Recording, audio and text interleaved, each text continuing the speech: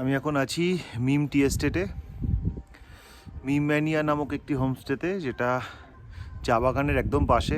Weather clear থাকলে কাঞ্চনজঙ্ঘা ভালো দেখা যায়, এবং সঙ্গে ভাগ্য ভালো থাকলে। আমার ভাগ্য অতটা ভালো ছিল না বলে আমি খুব অল্প দেখতে পেয়েছি।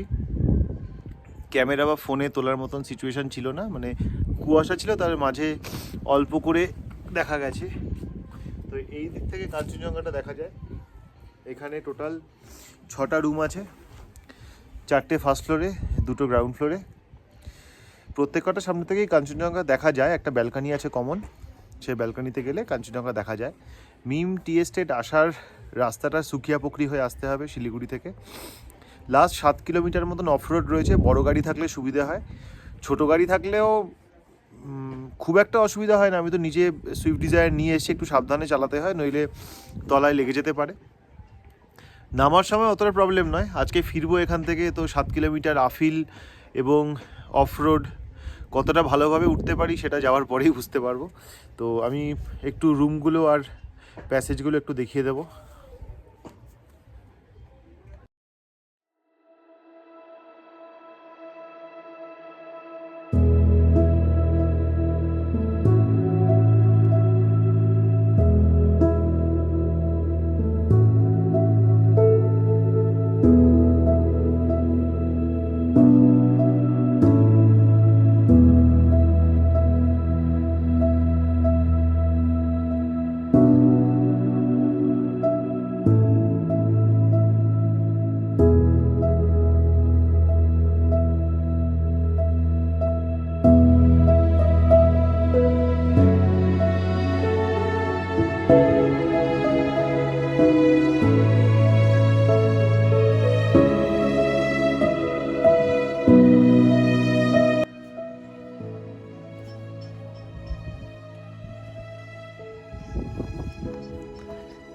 একটা পিকের নাম দেওয়া আছে, আর এই পিকটাই হচ্ছে সেই পিকটা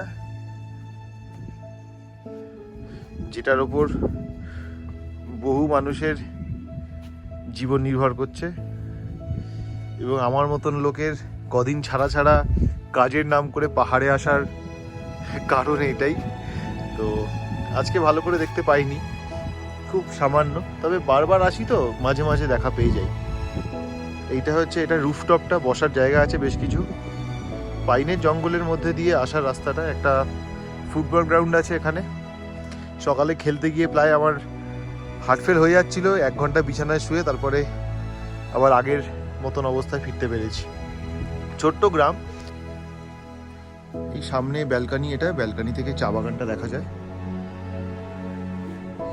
আর এই পাশে কাঞ্চনজঙ্ঘাটা দেখা যায়।